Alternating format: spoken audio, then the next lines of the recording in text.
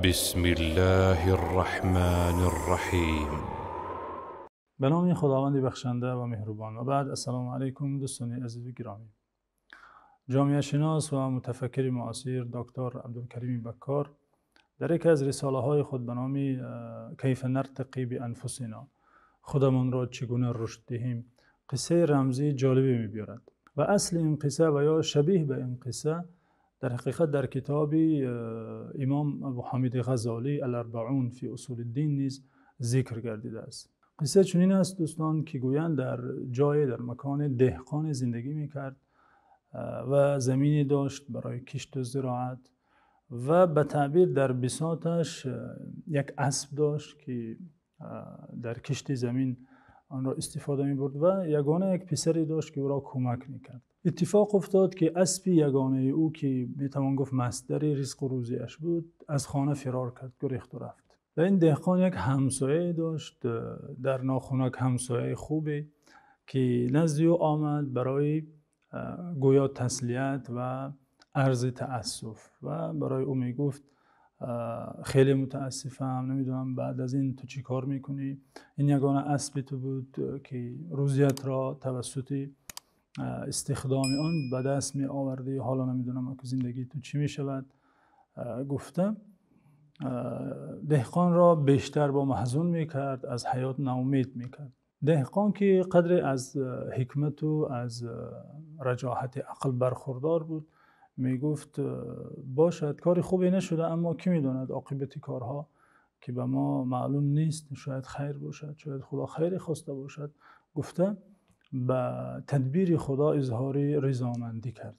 چند روز گذشته بود که اسب این دهقان از صحرا، از دشت، یک گله اسب‌های دشتی را همراه خود گرفته به خانه دهقان آمد. چون همسایه دهقان آگاه شد از کاری که به او رخ داد، بازم خانه او آمد و تبریک میگفت، تهنیت میگفت، چه بسا خوب شد که اسب تو گریخته رفت، این همه اسب‌های دیگر را گرفته به خانه تو آورد. گفته اظهار گویا شادی و تهنیت میکرد.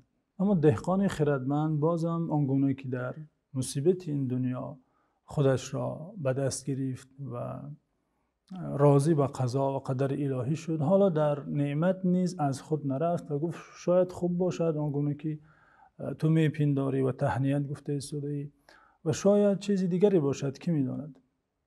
این دنیا که جای امتحان و آزمایش است، گاه خداوند به سختی آزمایش میکند، گاه به نعمت و فراخی.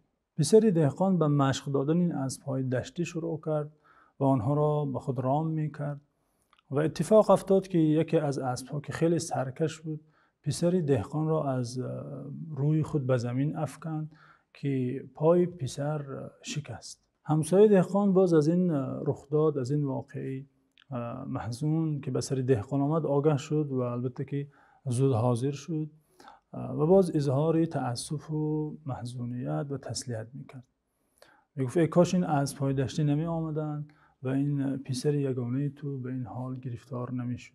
دهقان خردمند چون همیشه عادت همیشگی خود در برخورد با حادثه های دنیا، بازم گفت شاید اونگونه که میپنداری کاری ناخوب شد، اما کی میداند شاید در زیر این حادثه باز حکمت های باشد، خوبی های باشد، خدا میداند. یعنی ما بندگان از اسرار غیب که آگاه نیستیم، شاید خوب باشد. چند روز گذشته بود که این کشور به کشور همسایه اعلان جنگ کرد و به ظلم حمله کرد. البته سفربر کردن جوانان شهر و دهات آغاز شد، همه را به جنگ می بردند. همه جوانان شهر و دهات را جمع کرده به استثنای پسر دهقان که با پای شکسته در خانه خواب بود، دیگران را به جنگ بردند.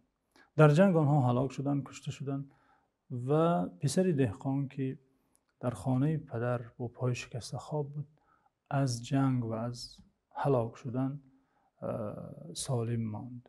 دوستان عزیز، درس و پندی که از این قصه رمزی میتوان آموخت این است که دنیا همیشه طبیعتش چنین است، یعنی همیشه شادی نیست، شادی با غم آمیخته است. این طبیعت حیات دنیاست و هیچ کسی در هیچ مقام از این چیز، از این قانون استثنا نیست. لقد خلقنا الانسان فی کبد. خداوند در قرآن از طبیعت این حیات، از طبیعت این دنیا، از طبیعت این روزگار خبر داده.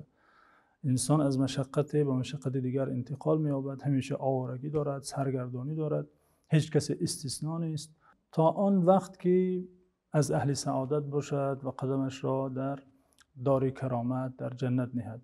ابن عطاءالله سکندری یکی از عارفان بزرگوار میگوید لا تستغرب وقوع الاکدار ما دمت فی هذه الدار. تا از رخ دادن چیزهای ناخوش در تعجب مشو مادام که در این حیات قرار داری، مادام در قید حیات هستی. این چیزی طبیعی است، این طبیعت حیات دنیا همین است. پس درس و عبرتی که از این قصه رمزی میتوانیم آموزیم این است که انسان نه در فراخی و نعمت باید خودش را از دست دهد، خدا را فراموش کند، از شکر منعم نعمت دهنده غافل گردد و نه در سختی و مصیبت حیات چنان ناامید شود، خودش را از دست دهد و از قضا و قدر الهی، از تدبیر خداوند اظهاری ناراضی کند.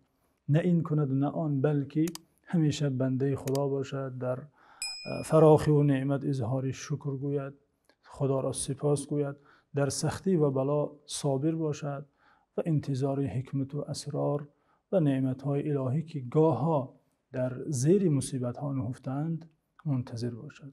موفق و مؤید باشید.